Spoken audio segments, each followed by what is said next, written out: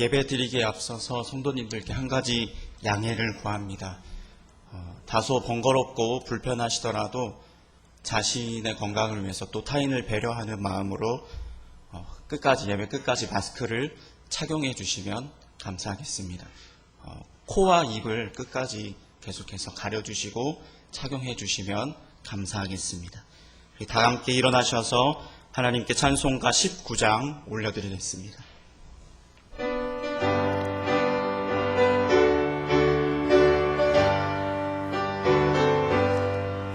찬송하는 소리 있어 사람 기뻐하도다. 하늘아버지의 이름 거룩하도다. 세상 사람 찬양하자. 거룩하신 하나님께 할렐루야 할렐루야 할렐루야 아멘. 하나님의 나라 권세 영원토록 있도다. 하나님의 영광 나라 거룩하도다. 하늘 보좌 계신 주님 세상 주관하시도다. 할렐루야 할렐루야 할렐루야 아멘. 하나님의 크신 섭리 그 뜻대로 되도다. 우리 아버지의 뜻은 거룩하도다. 주여 속히 임하셔서 기쁜 날을 주옵소서. 할렐루야 할렐루야 할렐루야 아멘 아멘.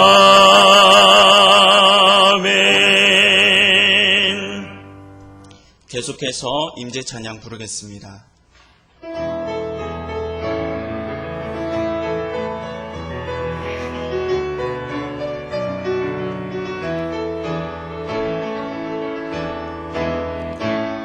하늘의 문을 여소서. 이곳을 주목하소서. 주를 향한 노래가 꺼지지 않으니 하늘을 열고 보소서. 이곳에 임재하소서. 주님을 기다립니다. 기도의 향기가 하늘에 닿으니 주여 임재하여 주소서. 이곳에 오셔서 이곳에 앉으소서. 이곳에서 드리는 예배를 받으소서. 주님의 이름만이 오직 주의 이름만 이곳에 있습니다. 이곳에 오셔서 이곳에 앉으소서. 이곳에서 드리는 예배를 받으소서. 주님의 이름만이 오직 주의 이름만 이곳에 있습니다. 오라 우리가 여호와께로 돌아가자. 여호와께서 우리를 찢으셨으나 도로 낫게 하실 것이요 우리를 치셨으나 싸매어 주실 것임이라. 여호와께서 이틀 후에 우리를 살리시며 셋째 날에 우리를 일으키시리니 우리가 그의 앞에서 살리라. 아멘.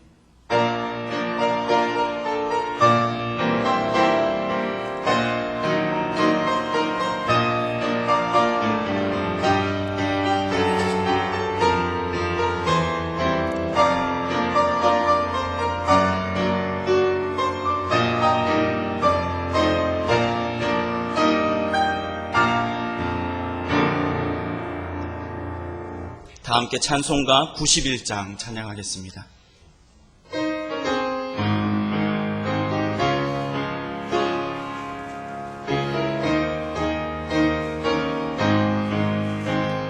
슬픈 마음 있는 사람 예수 이름 믿으면 영원토록 변함없는 기쁜 마음 얻으리. 예수의 이름은 세상의 소망이요 예수의 이름은 천국의 기쁨일세. 거룩하신 주의 이름 너의 방패 삼으라. 환난 시험 당할 때에 주께 기도드려라. 예수의 이름은 세상의 소망이요 예수의 이름은 천국의 기쁨일세. 존귀하신 주의 이름 우리 기쁨 되도다. 주의 품에 안길 때에 기뻐 찬송 부르리. 예수의 이름은 세상의 소망이요 예수의 이름은 천국의 기쁨일세. 우리 갈 길 다간 후에 보좌 앞에 나아가 왕의 왕께 경배하며 멸류관을 드리리. 예수의 이름은 세상의 소망이요 예수의 이름은 천국의 기쁨일세. 교동문 3번입니다. 내 의의 하나님이여 내가 부를 때 응답하소서. 곤란 중에 나를 너그럽게 하셨사오니 인생들아 어느 때까지 나의 영광을 바꾸어 욕되게 하며 여호와께서 자기를 위하여 경건한 자를 택하신 줄 너희가 알지어다. 너희는 떨며 범죄하지 말지어다. 자리에 누워 심중에 말하고 잠잠할지어다.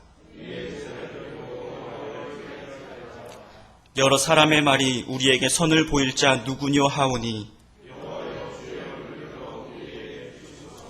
주께서 내 마음에 두신 기쁨은 내가 평안히 눕고 자기도 하리니. 아멘. 다 함께 신앙 고백 드립니다. 나는 전능하신 아버지 하나님 천지의 창조주를 믿습니다. 나는 그의 유일하신 아들 우리 주 예수 그리스도를 믿습니다. 그는 성령으로 잉태되어 동정녀 마리아에게서 나시고 본디오 빌라도에게 고난을 받아 십자가에 못 박혀 죽으시고 장사된 지 사흘 만에 죽은 자 가운데서 다시 살아나셨으며 하늘에 오르시어 전능하신 아버지 하나님 우편에 앉아 계시다가 거기로부터 살아있는 자와 죽은 자를 심판하러 오십니다. 나는 성령을 믿으며 거룩한 공교회와 성도의 교제와 죄를 용서받는 것과 몸의 부활과 영생을 믿습니다. 아멘. 자리에 앉으셔서 406장 찬송하겠습니다.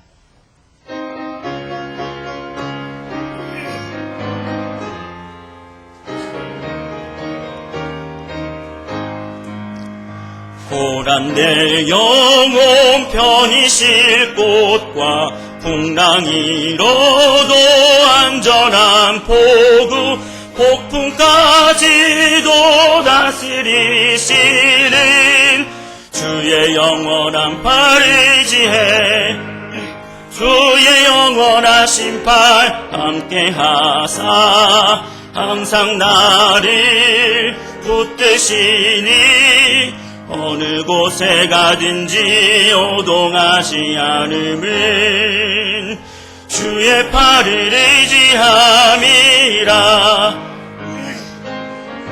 고들 나를 버려도 예수는 함께 동행함으로 주의 은혜가 충만하리니 주의 영원한 팔을 의지해 주의 영원하신 팔 함께 하사 항상 나를 붙드시니 어느 곳에 가든지 요동하지 않음은 주의 팔을 의지함이라. 나의 믿음이 연약해져도 미리 예비한 힘을 주시며 위태할 때도 안보하시는 주의 영원한 팔을 의지해 주의 영원하신 팔 함께 하사 항상 나를 붙드시니 어느 곳에 가든지 요동하지 않음은 주의 팔을 의지함이라. 능치 못한 것 주께 없으니 나의 일생을 주께 맡기면 나의 모든 짐 대신 지시는 주의 영원한 팔을 의지해 주의 영원하신 팔 함께 하사 항상 나를 붙드시니 어느 곳에 가든지 주의 팔이 의지함이라.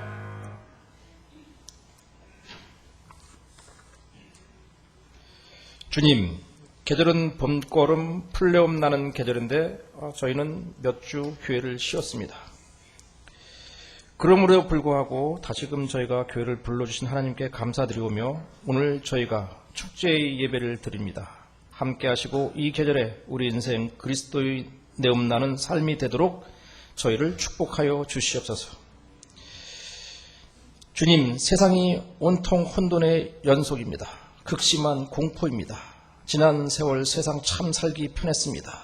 누구나 건강 100세를 기원하고 못 먹고 못 마시는 것 없을 만큼 풍족해지고 못 가질 것, 못 갈 것 없이 돈 권력만 있다면 세상 행복할 것처럼 앞만 보고 달려왔는데 지금 너무 작아 보이지 않는 치명적인 바이러스가 등장해 우리 삶을 위협하고 경제는 엉망이 되고 모두들 어떻게 해야 하는지 방황하다 주저앉았습니다.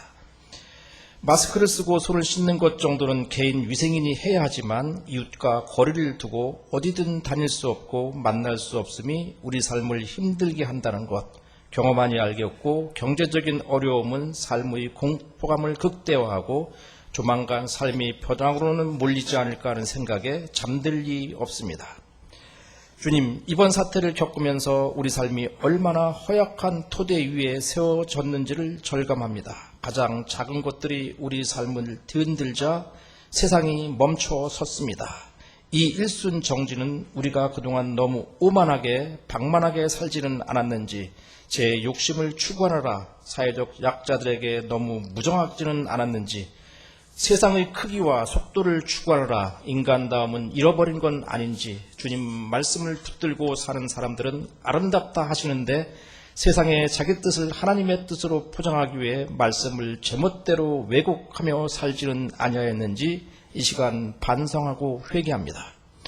주님, 이 혼돈의 시기에 예수 그리스도를 믿는 우리는 그리스도인들로서의 영적 분별력을 지니게 하사 이 혼돈의 시대에 주 우리의 하나님이 숨기시는 때 수없는 일이 다 주님의 것입니다. 하나님의 뜻이 담긴 말씀을 밝히 나타내사 우리와 우리의 자손이 길이길이 이 율법의 말씀에 순종하는 삶이 되도록 저희를 축복하여 주시옵소서. 혼돈과 의심의 세상에서 하나님의 말씀을 저희가 끈질기게 지키고 살면서 하나님이 주시는 하나님의 가장 큰 복, 우리가 하나님의 거룩한 백성이 되도록 축복하시고, 이번 일을 통하여 세상 사람들이 믿는 우리를 보고 하나님은 과연 존재하신다는 사실을 바로 인식하고 다시금 하나님을 경외하는 경외심을 갖는 계기가 되도록 축복하여 주시옵소서. 몇 주 쉬고 모여 예배드림이 축복인지 알게 하시고, 모이면 기도하고, 모이면 말씀 듣고, 모이면 찬양하고, 모이면 봉사하고, 모이면 전도하는 시온의 빛 교회 성도들 되도록 축복하여 주시옵소서. 오늘의 찬양은 하나님께서 축복으로 받아 주시옵시고, 오늘의 말씀은 감동이 되게 하시며 축복의 시간이 되도록 주님 인도하여 주시옵소서. 어린이와 청년, 노년에게까지 시온의 빛 모든 구성원들이 이번 일을 통하여 희망을 잃지 않고 좌절하지 아니하고, 우리 뒤에 주님이 계시고 우리의 인생 앞에 주님이 계시오니 우리의 모든 것 주님을 의지하며 살면서 우리의 가정, 생업, 사업의 지경이 넓혀지고 육신은 건강하고 영혼은 새로워지고 저희의 꿈은 이루어지는 축복의 기회가 될 수 있도록 저희의 삶을 축복하여 주시옵소서. 저희를 살피시고 저희를 인도하시고 저희를 고치시는 예수님의 이름으로 기도합니다. 아멘.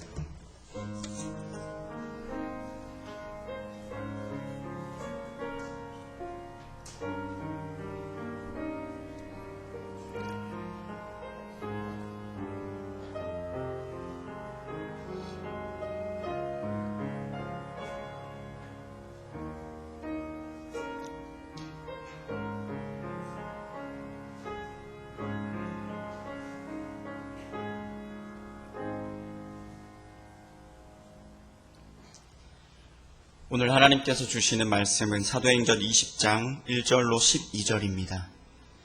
오늘 하나님께서 주시는 말씀은 사도행전 20장 1절부터 12절까지입니다. 한 절씩 교독하시고 마지막 절은 함께 읽도록 하겠습니다. 소요가 그침에 바울은 제자들을 불러 권한 후에 작별하고 떠나 마게도냐로 가니라.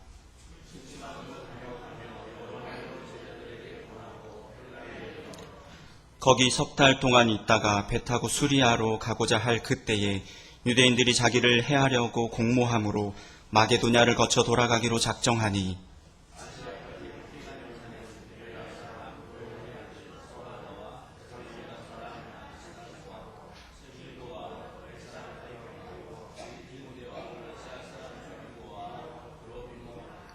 그들은 먼저 가서 드로아에서 우리를 기다리더라.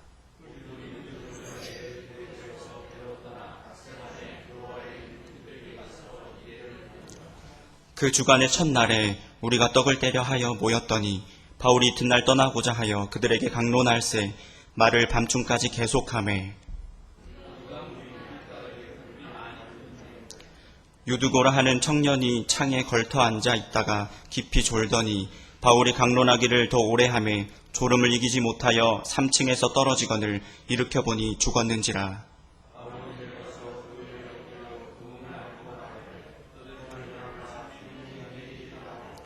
올라가 떡을 떼어 먹고 오랫동안 곧 날이 새기까지 이야기하고 떠나니라. 사람들이 살아난 청년을 데리고 가서 적지 않게 위로를 받았더라. 아멘.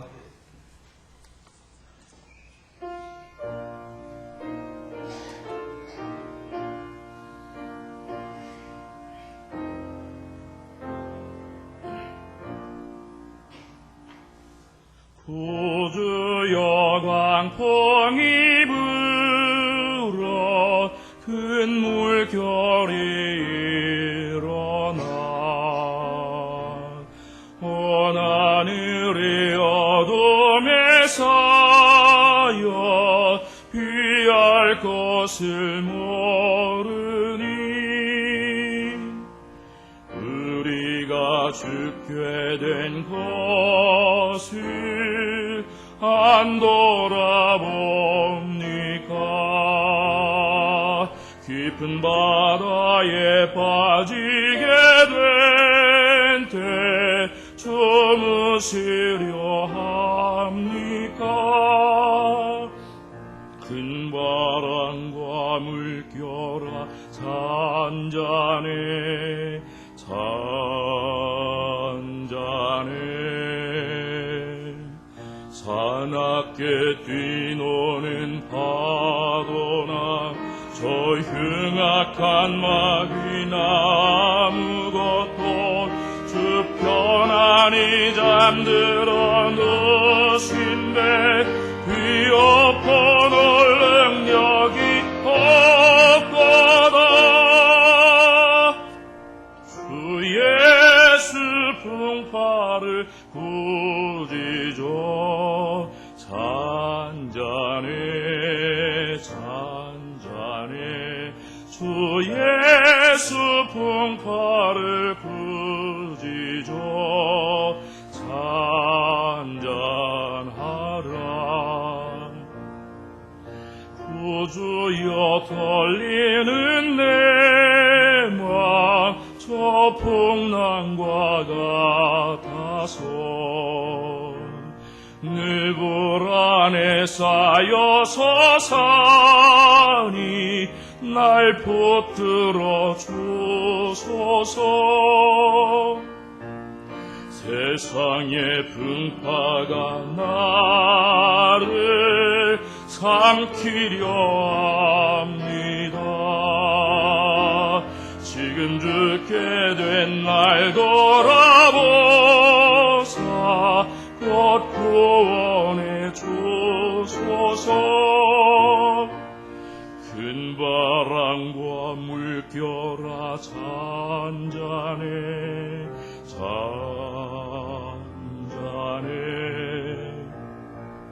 사납게 뛰노는 파도나 저 흉악한 마귀나 아무것도 주 편안히 잠들어 누신 배 뒤엎어 놓을 능력이 없거다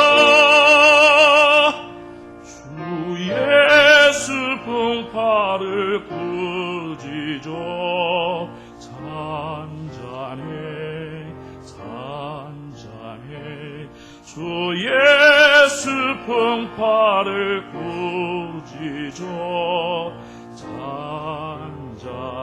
잔잔하라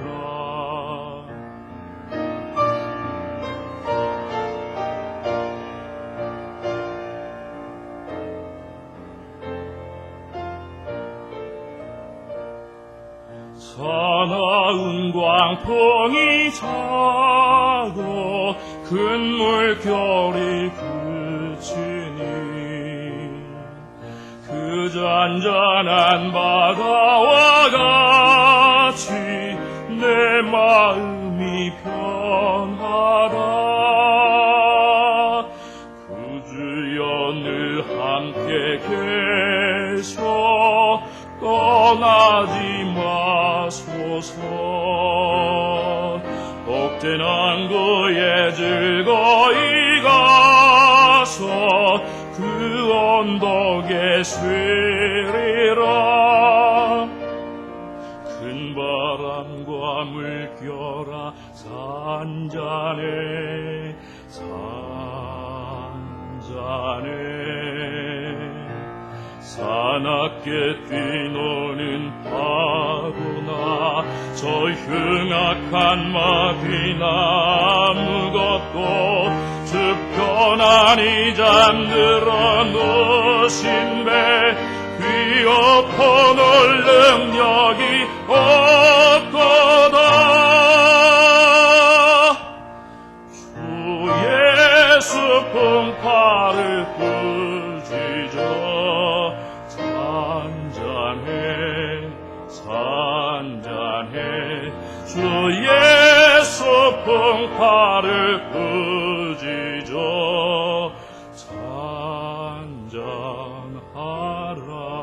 잔잔하라 하나님께 영광 돌립니다. 또 강유정 집사님 감사합니다. 잠깐 기도하겠습니다. 하나님 아버지, 이 어렵고 힘든 이때에 하나님의 음성을 듣습니다. 말씀하시고 제 음성을 들을 수 있는 귀한 이 시간 되게 하여 주시옵소서. 예수님의 이름으로 기도하옵나이다. 아멘. 성도들에게 전화를 하다 보면 위로를 해 주어야 하는데 오히려 위로를 받을 때가 많이 있습니다. 목사님 잘 지내세요? 목사님 어떠세요? 많이 힘드시지요? 그렇게 말씀해 주시는 그런 음성을 듣습니다.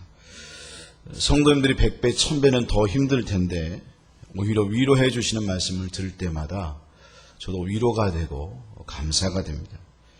한 주간 지내면서 하나님께서 깨닫게 해주신 것은 우리도 누구도 예 없이 위로가 필요한 존재이다 라고 하는 것이고, 또한 이런 어려운 때일수록 서로가 서로를 위로해 줄 수 있는 그런 시간을 가져야 한다는 것입니다. 왜냐하면 우리 인간은 작은 일에도 불안해하고 그리고 또한 두려워하고 놀라고 힘들어하기 때문입니다. 코로나 블루라고 하는 그런 단어가 있습니다. 이런 코로나19로 인해서 전 국민이 사실 우울해하고 힘들어하는 그러한 상황 속에 처해 있기 때문에 이렇게 커다란 문제에 봉착하게 되면 사람들은 사실 더 불안해하고 힘들어합니다. 어떤 분들은 이런 일이 생기게 되면 무슨 사람의 위로와 격려가 필요하냐? 하나님께서 함께 하시는데 하나님께서 함께 하시면 됐지 무슨 사람의 위로가 필요하냐? 그렇게 말할지 모르겠지만 하나님 어려운 때를 위하여 사람을 주셨습니다. 여러분 그렇지 않습니까? 아담 혼자 지낼 수 있었다면 뭐 굳이 하와를 창조했겠습니까? 그리고 하와를 창조할 때에 하와가 필요하다는 생각을 가진 것은 아담이 아니었고 하나님 당신이셨다는 겁니다. 하나님께서 친히 생각하시기를 아담이 혼자 있는 것이 좋지 못하다 그렇게 생각을 하면서 돕는 배필을 만드셨습니다. 그런가 하면 형제를 주신 목적도 잠언 17장 17절 말씀을 보면 친구는 사랑이 끊이지 아니하고 형제는 위급한 때를 위하여 낳느니라 그렇게 말씀을 하면서 형제를 주시고 자매를 주신 것은 사실 어느 때 형제와 자매를 주셨느냐? 위급한 때, 어려운 때를 위하여 형제 자매를 우리에게 주신 것이다 라고 하는 거죠. 그러니까 우리는 이러한 때에 서로가 서로를 위로해주고 힘을 북돋워 두어줄 수 있는 믿음의 성도들 다 될 수 있기를 주님의 이름으로 축원합니다. 오늘 말씀을 읽으면서 우리가 깨달을 수 있는 것은 첫 번째로는 오늘의 말씀을 읽게 되면 바울이 마게도냐로 가게 된 것은 바로 그 지역의 성도들을 위로하고 격려하고자 하는 마음에서였다라고 하는 것입니다. 바울은 원래 오늘 말씀을 읽게 되면 수리아를 거쳐서 예루살렘에 가고자 하는 그런 마음을 가졌습니다. 근데 마게도냐와 아가야를 거쳐서 예루살렘을 가지 못하고 그리고 마게도냐와 아가를 거쳐서 같이 가게 되었다 그렇게 말씀을 하고 있는데 함께 했던 사람들은 오늘 바울이 드로아에 먼저 보내게 됩니다. 그리고는 기다리게 하고 그리고 그곳에서 마게도냐에서 한 것이 바로 성도들에게 찾아가서 그들을 위로하고 격려하는 그런 일을 했다는 거죠.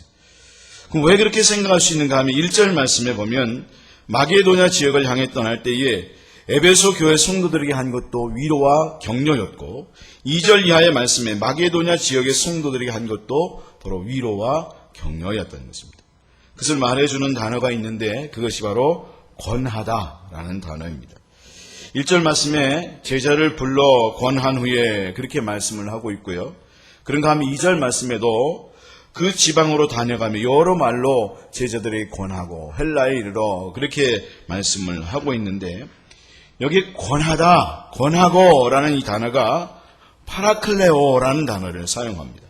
이 파라클레오라는 단어가 어떤 뜻을 갖고 있는가 하면 격려하다, 위로하다, 권하다 그런 뜻을 갖고 있는 것으로 바로 바울이 이 에베소 지역과 또 마게도냐와 아가야 지역을 계속적으로 돌아다니면서 끊임없이 했던 그 일이 뭐였는가 하면 바로 성도들을 권면합니다.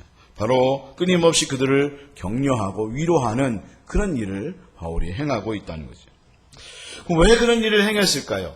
바울이 왜 특별히 마게도냐와 아가야 지역을 다니면서 그들을 격려하고 위로하는 그런 일을 했을까? 바로 사도 바울은 이제 예루살렘에 올라가고 예루살렘을 거쳐서 로마로 갈 생각을 하고 있었는데 그곳으로 가게 되면 결코 나중에는 마게도냐와 아가야로 돌아오지 못할 것을 뻔히 알고 있었기 때문입니다. 그리고 그가 또한 바로 그것을 떠났을 때에 바로 이단과 악한 자들이 이 교회를 깨뜨리고자 하는 그런 위협함이 있다라고 하는 사실을 바울이 알고 있었기 때문에 그들에게 교훈하고 격려하고 위로하고자 하는 그런 태도를 가지고 있었다는 거죠. 그래서 우리도 이렇게 어려운 때일수록 바로 어렵고 힘든 상황이 생기게 되면 하나님께서 우리에게 사람을 붙여주시고 함께하는 사람들을 붙여주신 것은 서로 이럴 때일수록 위로하고 격려하고 그리고 힘을 북돋워 주고자 사람들을 내게 붙여주셨다. 또 나는 그런 사람이 되도록 하나님께서 나를 붙여주셨다는 사실을 생각하면서 여러분 서로가 위로하고 격려하고 힘을 북돋워 줄 수 있는 그런 시온의 빛교회 성도들 다 될 수 있기를 주님의 이름으로 축원합니다. 사실은 우리가 만나야 그게 되잖아요. 근데 지금 상황이 만날 수 없는 상황이잖아요. 그러니까 여러분 그렇게 만날 수 없을 때는 전화를 통해서 통화도 하시고 그리고 카톡, 참 요즘 세상이 정말 좋은 것 같아요. 카톡이라고 하는 좋은 도구가 있는 게 얼마나 감사한지 모른다 그런 생각을 하게 되는데 카톡도 하고 또한 그렇게 할 수 없으면 끊임없이 기도하면서 생각나는 성도들을 위해서 구역원들을 위해서 또 중직들을 위해서 성도를 위해서 같이 기도해 주면서 성령의 교통함을 누릴 수 있는 그런 믿음의 성도들이 될 수 있어야 하겠다라고 하는 거죠. 분명히 하나님은 위로의 하나님이시지요. 하지만 하나님은 분명히 우리를 통해서 위로하게 하시기 위해서 우리들을 세우셨다는 것입니다. 어떤 세계적인 중보 사역자여 열방대학에서 교수로 있는 분의 간증을 들은 적이 있습니다. 아마 이름만 말하면 굉장히 유명한 분으로 여러분도 잘 아는 분일 텐데 그분이 어떤 교회에 집회를 하게 되었답니다. 집회를 열심히 며칠 동안 하고 이제 집회를 마칠 때에 그 교회에 그 집회 담당자 했던 그분이 그 사역자에게 참 사역자분 굉장히 수고 많이 하셨는데 선물을 제가 하나 해드리고 싶습니다. 그래서 백화점을 모시고 가게 됐는데요.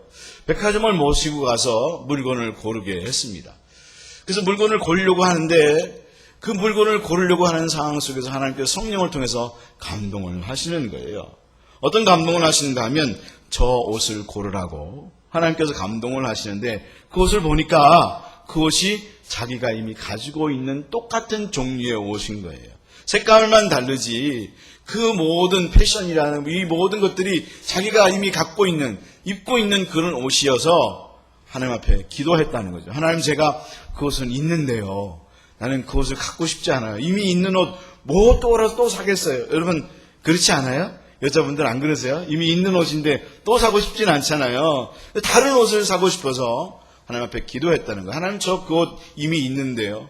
그리고 하나님은 두 벌옷 똑같은 거 두 벌옷 가지고 있는 거 하나님이 좋아하지 않는다고 친히 이미 성경에도 말하고 있잖아요. 그러니까 나 그 옷 말고 다른 거 사고 싶어요. 그렇게 하나님 앞에 기도했더니 하나님께서 그럼에도 불구하고 계속 감동하면서 그 옷을 사라고 하나님께서 말씀을 하셨다는 거죠.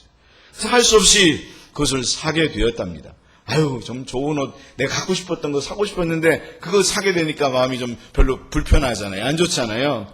그래가지고 그런 마음으로 이제 하와이로 돌아오게 됐는데 그래서 그 옷을 그냥 옆에 내팽겨 뒀답니다. 왜냐하면 내가 입을 옷도 아니고 이미 있는 옷 또 입기도 싫고 이런 마음이 들어서 내팽겨 치고 있었는데 하나님께서 감동하시면서 말씀하시는 거예요. 옆 사무실에 있는 다른 교수요 사역자에게 그것을 전해줘라. 그것이 그 여자에게 필요하다. 그렇게 말씀을 해서 그 옷을 가지고 가서 그분한테 전해 줬다는 거예요. 이거 그 옷 선물로 드리니까 가지시라고. 그랬더니 그분이 너무 좋아하면서 뭐라고 말하는가 하면 원래 내가 너무 사고 싶었던 옷이었는데 비싼 나머지 살 수가 없었다고. 그래서 아이고 안타까운 마음을 갖고 있었는데 이 옷을 너에게 선물로 주다니 너무나 감사하다고 그렇게 이야기하면서 그 여자 교수분이 뭐라고 말을 했는가 하면 이렇게 말을 했답니다. 오늘 하나님께서 말씀하시기를 오늘 어떤 여자분이 옷을 들고 올 텐데 그러면 내가 그에게 전해주고 싶었던 말씀이 있다. 그 말씀을 그 여자 사역자에게 전해주어라. 그렇게 말씀을 하셨다는 겁니다.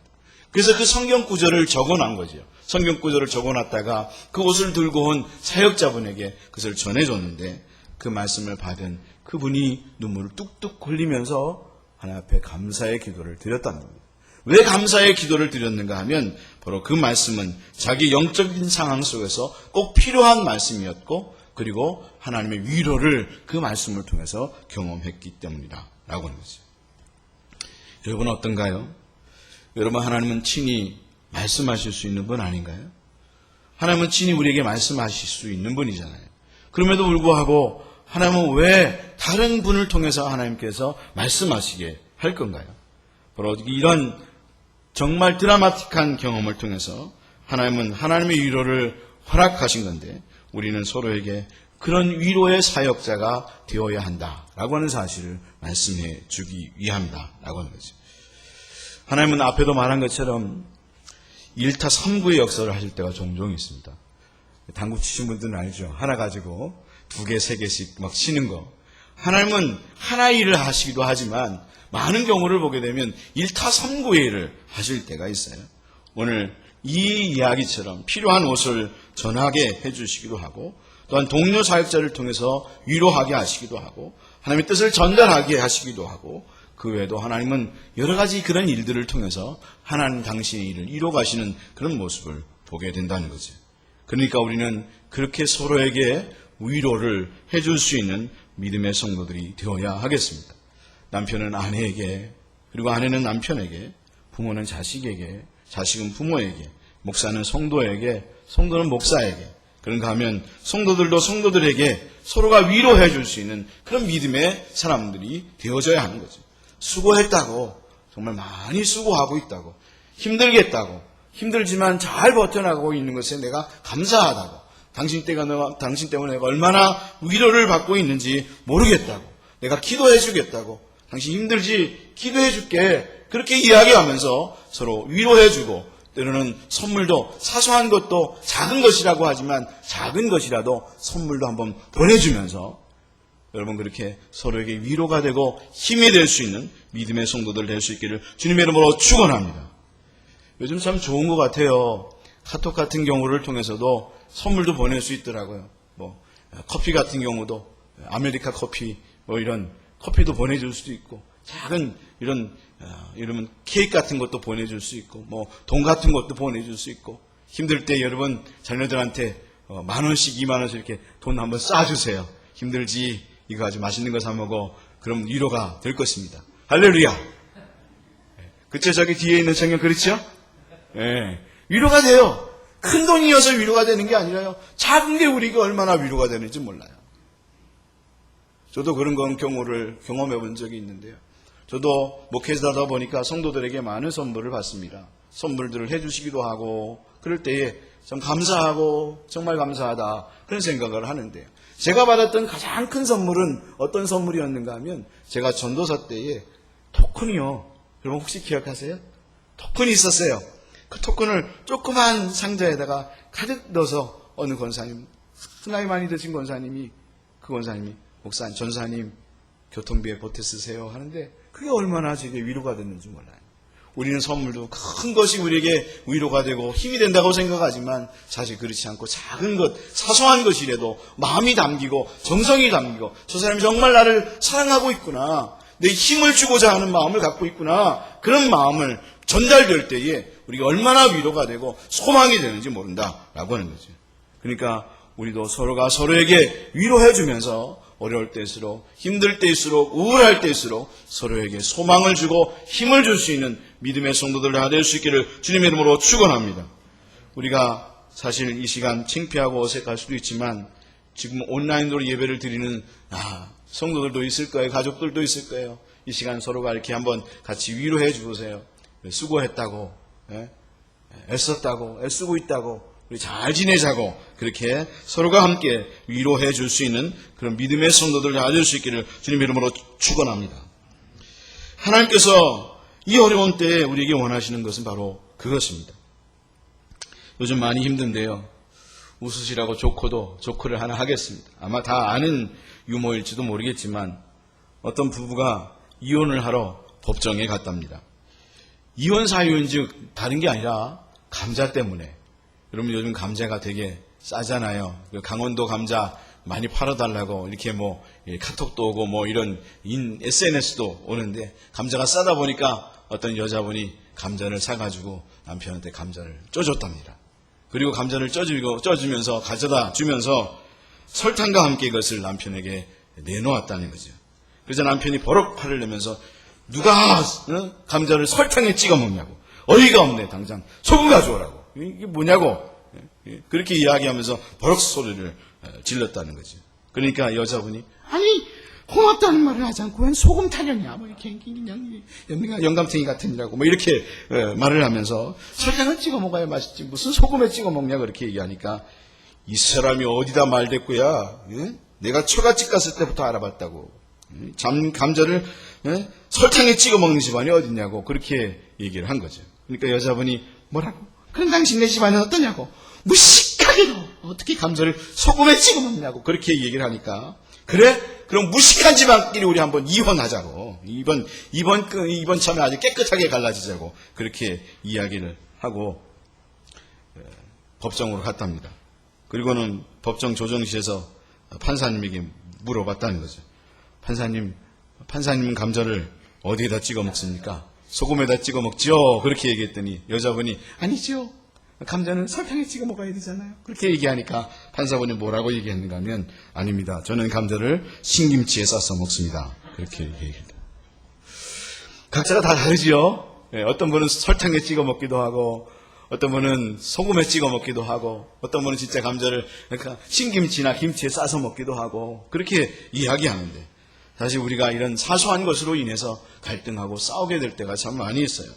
더군다나 코로나19로 인해서 나가지 못하고 부부가 함께 있다 보면 굉장히 투닥거리게 되기도 하고 막 스트레스도 받아가지고 힘들기도 하고 싸우게 되기도 하는 그런 경우를 보게 되는데 여러분 요즘 보면 아이들도 유치원이나 학교를 가지 못해서 되게 힘들고 그러다 보니까 부모들도 여자분들도 밥 삼시세끼 매번 꼬박꼬박 하다 보니까 엥겔지수도 높아가고 그리고 막 갈등하게 되고 싸우게 되기도 하고 얘네 이런 막 뛰어다니고 막 이러면 거기 좀 그만 좀 뛰어다니라고 막 신경질 내게 되고 그런 경우를 보게 되는데 여러분 사실 엄마들 되게 힘들죠. 되게 힘든데 엄마들만 힘들겠습니까? 한번 물어보십시오. 지금 혹여나 11시 온라인 예배를 드리는 애들 제가 물어볼게요. 얘들아 요즘은 너희들은 좀 어떠니? 너희들은 안 힘드니?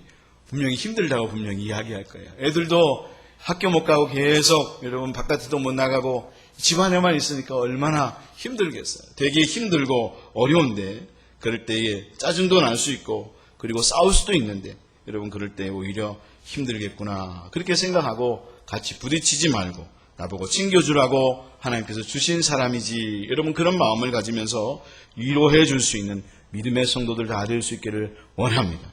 그게 여러분 하나님의 뜻입니다. 그게 하나님의 마음입니다. 하나님 우리에게 가치 있는 사람들을 붙여주신 것 그것은 서로에게 그런 위로의 사람이 되라고 우리를 붙여주셨다는 거죠. 근데 우리가 그렇지 못할 때가 있습니다. 서로가 너무 힘들어하고 도움을 줄 수 없는 그런 여력이 없을 때가 있습니다. 그런가 하면 아직 성숙한 마음, 성숙한 신앙이 되지 못해서 그런 능력을 갖고 있지 못한 성도들이 있을 수 있습니다.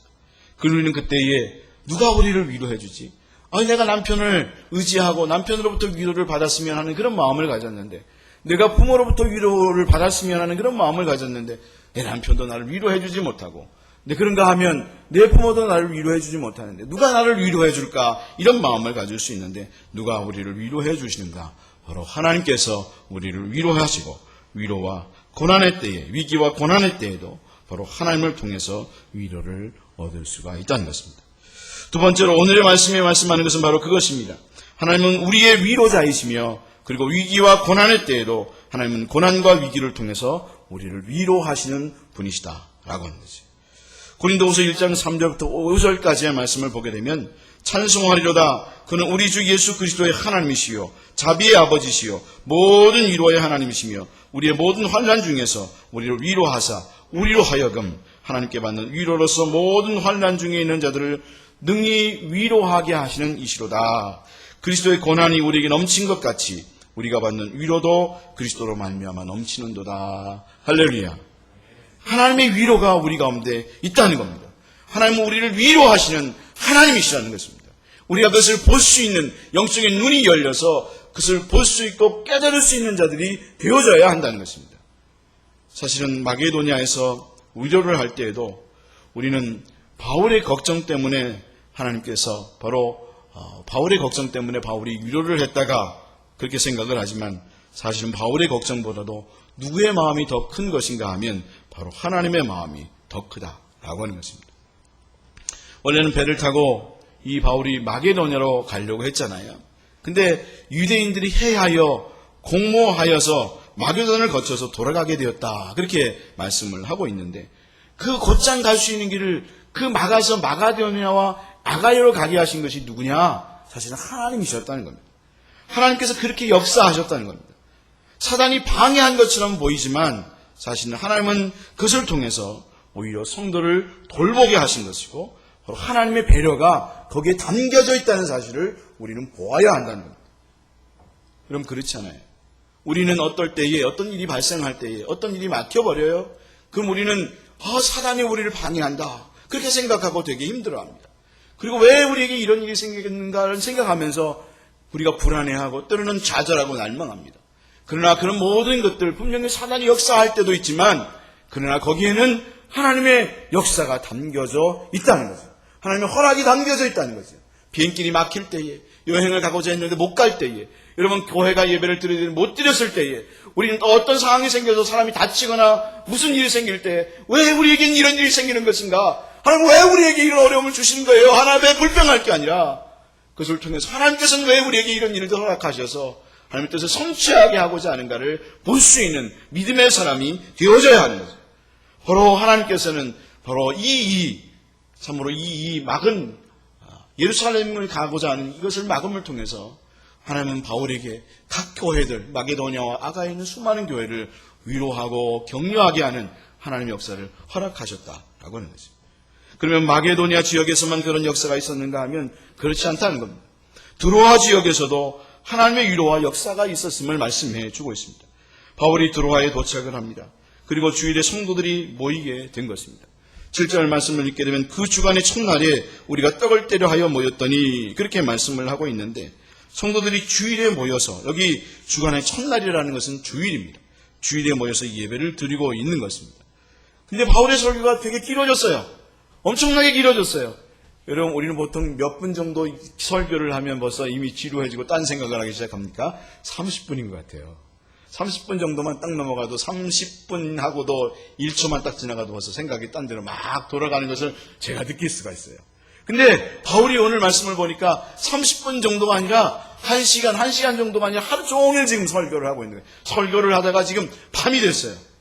오죽 설교를 길이 했으면 말씀이 밤중까지 계속되었을까. 요즘 같았으면 아마 난리가 났을 것이다. 그런 생각을 합니다. 설교를 도대체 몇 시간을 하는 거냐고 그렇게 생각했을지 모르겠는데 바울이 왜 그렇게 말씀을 전하게 됐을까요? 바로 바울은 떠나면 다시 돌아오지 못할 것을 알았기 때문에 이제 예루살렘을 가면 그리고 로마로 향하게 가게 되면 마게도냐 아가야 성도들에게 다시는 만나지 못하고 지금처럼 뭐 전화를 할 수 있는 것도 아니잖아요. 카톡을 할 수도 있는 것도 아니잖아요. 한번 편지를 보내면 몇 달이 걸리는데 그 이야기를 정말 하고 싶어서 하루 종일 지금 얘기를 하는 거죠. 그러다 보니까 밤늦게까지 설교가 진행되었습니다. 근데 제가 이 말씀을 보면서 참 드로아 교회 성도들 되게 힘들었겠다 그런 마음을 갖습니다.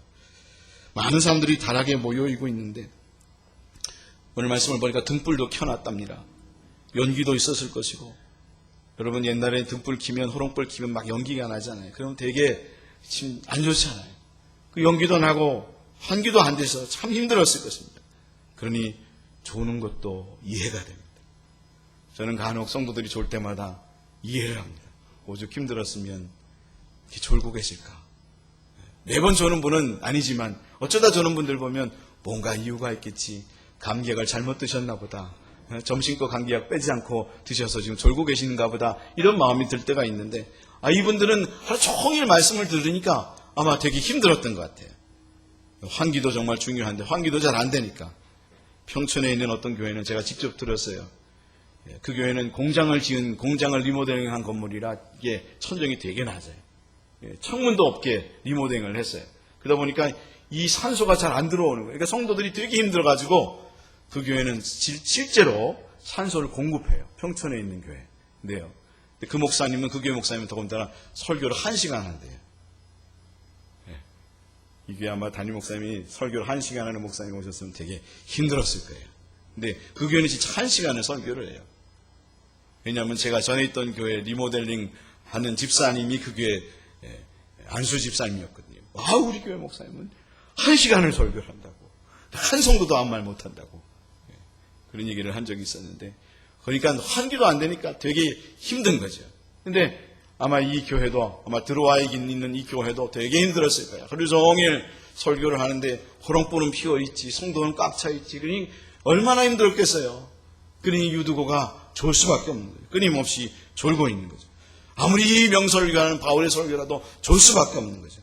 근데 이 유두고가 창에 걸터 앉아있다가 3층에서 떨어져 죽게 됐다는 것이 아닙니다. 유두고라고 하는 청년이 떨어져 죽었다고 말씀하고 있습니다. 하지만 오늘 말씀을 보게 되면 바울이 내려가서 생명이 그에게 있다, 그렇게 말씀을 하게 됩니다. 분명히 유두고는 죽었던 것입니다. 왜냐하면 12절 말씀에 보면 사람들이 살아난 청년을 데리고 가서 적지 않게 위로를 받았더라, 그렇게 말씀을 하고 있고요. 그리고 9절 말씀에도 보면 죽었는지라 분명히 그렇게 말하고 있습니다. 유두고는 분명히 죽었던 그런 경우였습니다. 그런데 바울이 내려가서 그를 살리는 역사를 허락하고 있는 겁니다. 그럼 우리가 왜 이런 일이 일어났을까요? 우리는 말씀을 묵상하면서 하나님 앞에 고민해봐야 합니다. 바울이 설교하고 있는데, 그리고 정말 드로아의 교회에서 정말 하나님 앞에 온전히 예배를 드리고 있는데 왜 유두고가 떨어져 죽었는가? 우리 고민되지 않으세요? 여러분, 이 말씀을 보면서 왜 하나님은 그냥 잘 은혜 받게 하고 성도들이 은혜 받고 아멘, 아멘, 아멘, 아멘, 너무 기뻐하고 그 바울이 기뻐하면서 은혜를 받아야 되는데 그냥 갑자기 유두고가 떨어져 죽었단 말이에요. 정말 드로아의 교회는 이건 스캔들이거든요. 이건 정말 문제가 있는 거거든요. 왜 이런 일을 하나님께서 허락하셨는가라고 하는 거예요. 여기에는 하나님의 뜻이 담겨져 있다는 거죠. 그것이 바로 12절에 그 말씀의 뜻이 담겨져 있습니다. 12절 말씀을 우리 같이 한번 읽겠습니다. 사람들이 살아난 청년들을 데리고 가서 적지 않게 위로를 받았더라. 이 살아난 청년 유두고를 데리고 가서 어떻게 했다고요? 적지 않게 어떻게 했다고요? 위로를 받았대요. 이 말씀은 하나님 왜 이 사건을 허락하는가? 우리에게 많은 사건들이 우리 삶 속에 일어날 수 있습니다. 그러면 우리가 그 사건을 바라볼 때에 하나님 도대체 왜 이러냐고 원망할 게 아니라 왜 우리에게 이런 일들을 허락하고 있는가를 볼 필요가 있는데, 오늘 이 드로아의 교회에 일어난 일은 하나님께서 이 교회의 성도들에게 위로하고자 하는 하나님의 뜻이 거기에 담겨져 있다라고 하는 거예요. 바로 유두고의 사건은 바로 위로가 핵심이고 하나님께서는 위로하고자 그 일을 벌이셨다라고 하는 거죠. 무슨 이야기인가 하면 죽었다 살아난 청년을 보면서 그들은 하나님의 위로를 받게 됐다는 거죠. 하나님은 그들의 교회를 그렇게 지켜주시고 역사하신다는 사실을 알게 된 겁니다. 사실 그들은 불안해하고 두려워하고 걱정하고 있었습니다. 왜 걱정하고 있었는가 하면 우리가 그렇게 믿고 있던 지도자인 바울이 떠난다면 우리는 이제 어떻게 되는 건가? 그들도 알고 있었거든요. 바울은 이제 예루살렘으로 올라간다는 사실을 알고 있었거든요. 예루살렘과 로마로 가게 되면 다시는 그를 보지 못할 것이라는 사실을 알고 있었거든요. 그리고 이 교회를 과연 그럼 누가 우리를 지도해주고 우리를 책임져 줄 것인가? 라고 하는 그런 불안함과 두려움 속에서 떨고 있었거든요. 그런데 바울도 그런 불안함과 두려움 때문에 수시간을 지금 설교를 하고 있는 거거든요. 바울도 사실은 두려워하고 있는 거거든요. 성도들만 두려워하고 성도들만 염려하고 있는 게 아니라 바울도 염려하고 있는 거거든요. 이 교회를, 이 마게도냐가 있는 수많은 교회들을 어떻게 하지? 누가 지켜주지? 바울도 두려워하면서, 여러분, 걱정이 되면 잔소리가 늘어납니까? 안 늘어납니까? 늘어납니다. 저도 보니까 그렇더라고요. 사람들에게 잔소리가 많은 것은 걱정이 많이 되기 때문입니다. 그러면 걱정할 게 아니라 우리는 어떻게 해야 됩니까? 기도해야 합니다. 걱정해서 되는 게 아니라 기도해야 하는 겁니다. 근데 바로 그 사건을 통해서 하나님은 바울과 들어와 있는 수많은 성도들에게 너희들 걱정하지 마라. 염려하지 마라. 내가 있잖냐. 하나님이 내가 있잖냐. 죽은 자도 살리는 내가 네 옆에 있는데 무슨 걱정이냐. 유두고를 살리는 걸 한번 봐라. 무슨 걱정을 하고 있느냐. 그렇게 하나님께서 친히 그 유두고를 살리는 사건을 통해서 그들을 위로해 주시는 하나님의 역사를 보여주고 있는 거라는 거죠. 바로 들어와 교회 성도들은 그걸 보면서 그렇구나. 내가 무슨 걱정을 했지. 바울도 내가 무슨 걱정을 했지. 하나님이 살아계신데 하나님께서 친히 그들을 위로하는데 내가 왜 걱정하고 있었는가라는 그런 마음을 가지면서 하나님께서 네 인생을 우리의 인생을 책임져 주시는데 무슨 걱정을 했는가라고 하는 그런 마음을 가지게 된 거죠. 저도 이제까지 인생을 경험하면서 누렸던 은혜는 그랬습니다. 분명히 고난도 있었고 힘든 일도 있었는데 그때 그것을 통해서 하나님은 함께 하셨고 오히려 위로를 많이 경험했습니다. 오히려 사건이 있을수록 하나님은 정말 살아계시는구나라는 사실을 많이 발견했습니다. 그래서 바울은 고린도후서 1장 5절에 그리스도의 고난이 우리에게 넘친 것 같이 우리가 받는 위로도 그리스도로 말미암아 넘치는도다 그렇게 말씀을 하고 있다는 거죠. 여러분 그리스도의 고난이 여러분 많을수록 그리스도로 말미암아 위로도 많이 경험하고 있잖아요. 여러분 그러니까 우리도 어려움이 있으면 여러분 힘들겠지만 그때 오히려 어떻게 하나님께서 역사하실까 하나님께서 우리 가운데 어떻게 주장하실까를 보면서 여러분 하나님의 위로를 경험할 수 있는 시온예비교회 모든 성도들 다 될 수 있기를 주님의 이름으로 축원합니다. 여러분 사순절 기간입니다. 사순절은 예수 그리스도의 고난을 묵상하면서 우리를 위해서 베푸신 하나님의 은혜를 누리는 시간입니다. 그런데 그럴 때에 우리가 그 고난의 시간에 사순절의 시간에 고난만을 묵상할 게 아니라 그 고난을 통해서 우리 주님께서 어떻게 우리의 삶에서 역사하시는가 부활의 역사를 어떻게 이루어 가시는가를 볼 수 있는 믿음의 사람이 되어져야 한다는 거예요. 분명히 그 가운데 우리는 하나님의 위로가 있음을 경험하게 되고 하나님께서 역사하심을 경험하게 되는 그런 은혜를 누리게 되는 거죠. 하나님은 우리와 함께 하십니다. 여러분 그것을 볼 수 있는 자들이 되어야 합니다. 예수님이 제자들을 떠나는 때도 그러했습니다. 제자들이 걱정하면서 힘들어할 때에 예수님께서 뭐라고 그들에게 말씀했는가 하면 내가 아버지께 구하겠으니 그가 또 다른 보혜사를 너희에게 주사 영원토록 너희와 함께 있게 하리니 그는 진리의 영이라 세상은 능히 그를 받지 못하나니 이는 그를 보지도 못하고 알지도 못함이라. 그러나 너희는 그를 아나니 그는 너희와 함께 거하시며 또 너희 속에 계시겠습니다. 그렇게 말씀을 하면서 바로 예수님의 십자가와 죽음은 그래서 은혜이고 그래서 바로 성령께서 오셨다라고 말씀하고 있는 거죠. 하나님이 여러분과 함께 하십니다. 그럼 그것이 믿어지십니까? 성령님을 통해서 함께 하고 계십니다. 성령은 위로의 하나님이십니다. 성령님을 보혜사라고 말하지만 이 보혜사는 헬라어로 파라클레이토스, 바로 파라클레오, 오늘 우리가 권하고라고 하는 바로 부르고 위로하고 격려하다라고 하는 그 단어에서 왔다는 사실입니다. 그렇게 우리를 위로하시고 격려하시고 잘못됐을 때는 위로하시는 그런 은혜를 허락해 주시는 거죠. 그러니까 우리 모두가 그런 하나님의 놀라운 역사를 여러분 이번의 사건을 통해서 볼 수 있는 믿음의 성도들 다 될 수 있기를 주님의 이름으로 축원합니다. 어떤 사람들은 이런 어려움 속에서 그 어려움만을 바라봅니다. 그리고 죽음만을 바라봅니다.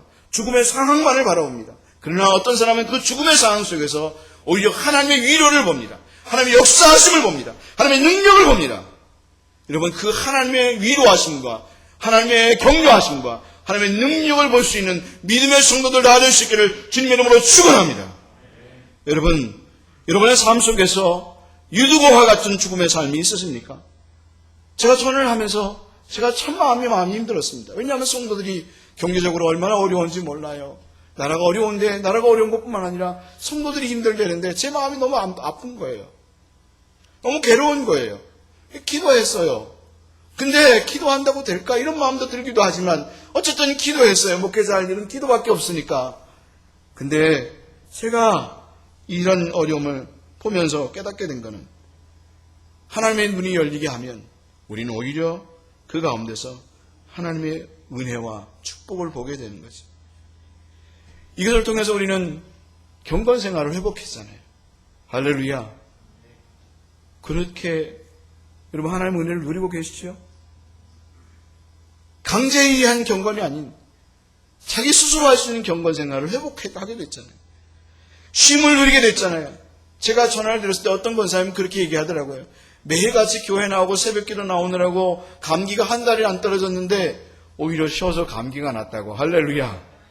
아이고, 하나님 그렇게도 역사하시더라고요. 그래서 은혜라고 생각됐어요. 우리는 오히려 우리는 정말 생각하지 못한 것을 하나님 역사하세요. 우리는 오히려 하나님은 정말 생각하지 못한 경우를 통해서 가족들과 함께하게 했고요. 예배를 드리게 했고요. 가족의 소중함을 깨닫게 하셨어요. 우리는 그것을 볼 수 있는 그런 믿음의 사람이 되어야 하는 거예요.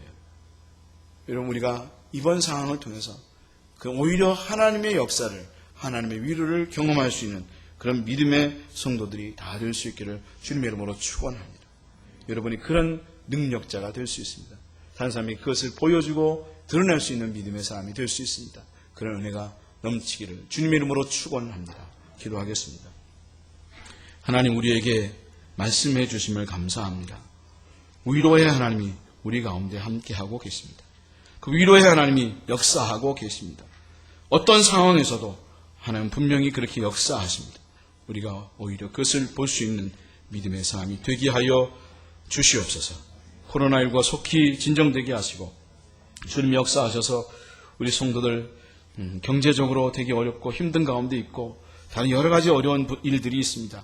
하나님께서 해결해 주시고 오히려 이럴 때일수록 살아계신 하나님을 간증할 수 있는 저희들 모두가 되게 하여 주시옵소서.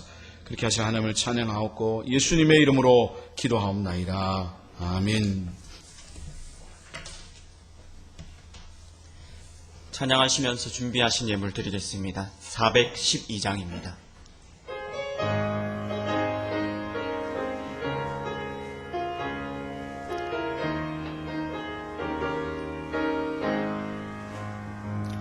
내 영혼의 극히 깊은 데서 맑은 가락이 울려나네. 하늘 곡조가 언제나 흘러나와 내 영혼을 고이 싸네.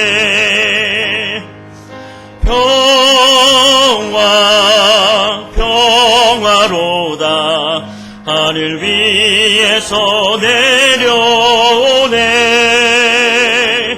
그 사랑의 물결이 영원토록 내 영혼을 덮으소서. 내 마음속에 솟아나리 평화는 깊이 묻힌 보배로다. 나의 보화를 캐내어 가져갈 자 그 아무도 없으리라.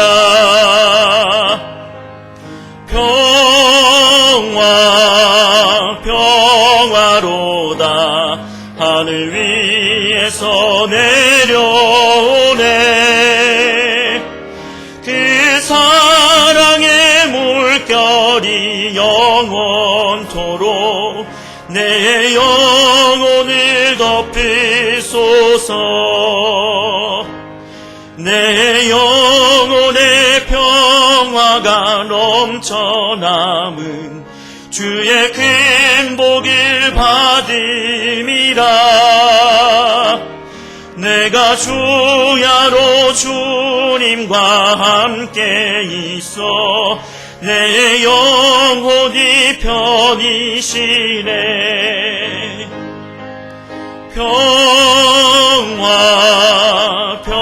평화로다. 하늘 위에서 내려오네.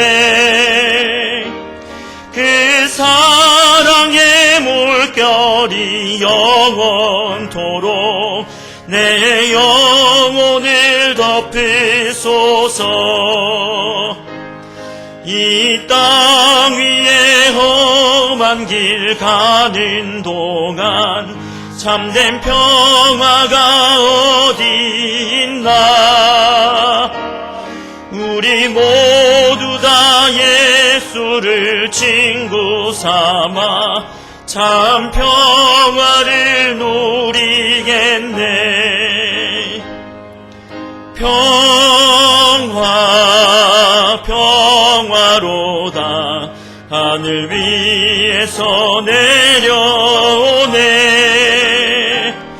그 사랑의 물결이 영원토록 내 영혼을 덮으소서.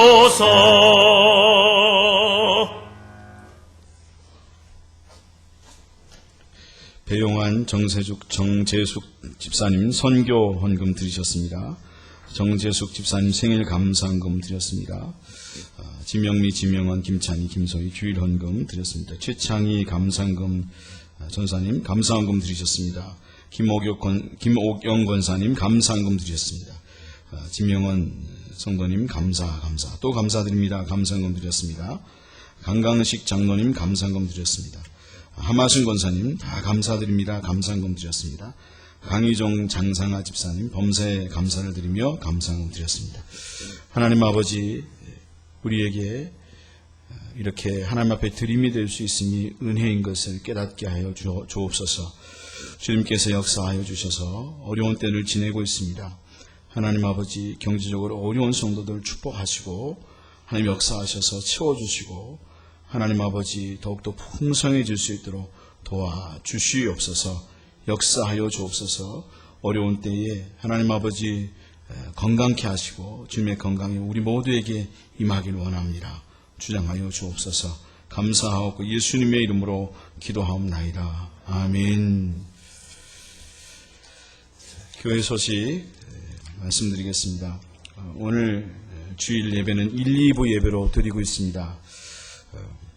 단 21일 토요일까지는 주일 오후 예배, 또 새벽 기도회, 수요 부흥 예배, 금요 기도회, 교회 학교 예배 및 모든 모임은 잠정 중단합니다. 주일 점심 식사는 없습니다. 빛들 카페와 친교실은 운영하지 않습니다. 교회에서는 반드시 마스크를 착용하시고요. 예배가 끝나도 마스크를 착용하시고 예배나 대화 시 거리를 유지해 주시기 바랍니다. 발열이나 의심 증상이 있으신 분은 예배 참석을 자제해 주시기 바랍니다. 헌금에 있어서 부득이하게 예배를 참석하지 못하는 분은 그래서 온라인으로 송금하시기를 원하시는 분은 교회 사무실로 전화해 주셔서 계좌번호를 확인하시면 되겠습니다. 코로나19로 인해서 지금 교회 출입이 참 어려운 가운데 있는데 주중에 혹여나 기도하러 오시는 분은 중보 기도실이 아닌 본당에서 기도해 주셨으면 감사하겠습니다. 밀폐된 공간에서 기도하다 보면 전염이 될 수 있으니까 본당 넓은 공간에서 기도해 주셨으면 좋겠습니다. 사순절 기간입니다. 그리스도의 고난을 묵상하면서 개인 건강에 더 힘쓰는 한 주가 되기를 바랍니다. 다 같이 일어나셔서 파송의 노래 부르고 예배를 마치겠습니다.